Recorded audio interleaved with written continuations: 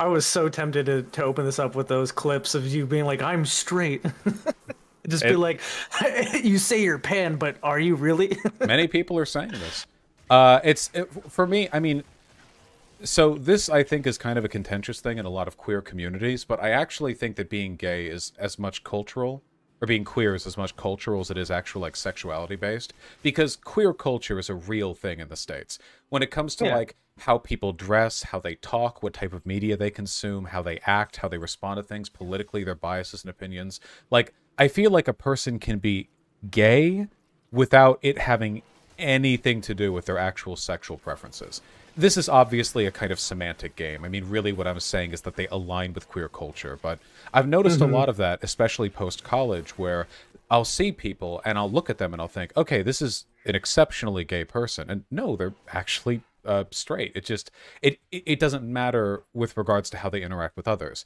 I really like that because there are always going to be cultural distinctions to queerness with regards to behavior, speech. We all know about the gay lisp, for example, and having it ubiquitized to the point that straight people are adopting some of those mannerisms too. It, I don't know, it's validating. I think it means it's kind of like a shared culture to defend rather than an isolated sexual identity to attack. I like that. I think the trend that I've noticed is I think that in a lot of, and again, I'm using straight kind of culturally here, you know, like straight communities, gay communities. I've noticed that in a lot of straighter communities, your gender says a lot more about you than it does in queerer communities, which is funny because queer Hmm. people are the ones who are told they always obsess over gender. But if I'm like going to a straighter kind of play, you know, like a just imagine a community that's like, you know, you'd expect like a lot of het dudes are there or whatever.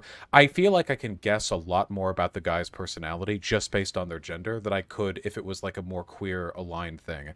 Like, oh, you're into sports? Dude, that's oh, wow, you like hunting? Dude, wow. And then you see a person who wears glasses and has worse fashion sense. Oh, really? You like computers and to play video? Oh, dude, that's great. Wow. I feel like a lot more is worn on your sleeve, which it's not bad. There's nothing wrong with that, but it's definitely a thing. Whereas in some like queer communities, you can like anything, anywhere. Like you can see people will be like rocking leather chokers and will be speaking with a lisp, and you'll go up to them and they'll talk to you about like football. Or you can go up to people who are wearing like 3-inch long nails and they'll talk to you about their League of Legends games, you know? There's a lot more variety in how people present, which I find very appealing. I think it makes people tend to behave a little more interestingly.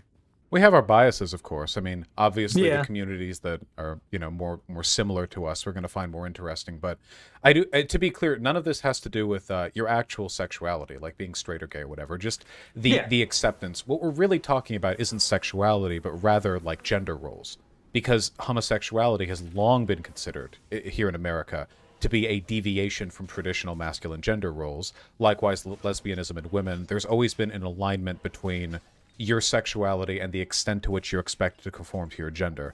So, with regards to that, queer communities are going to have more queer people and more acceptance of queer people, which means more acceptance of atypical gender presentations. And I think that's great. I think that's wonderful.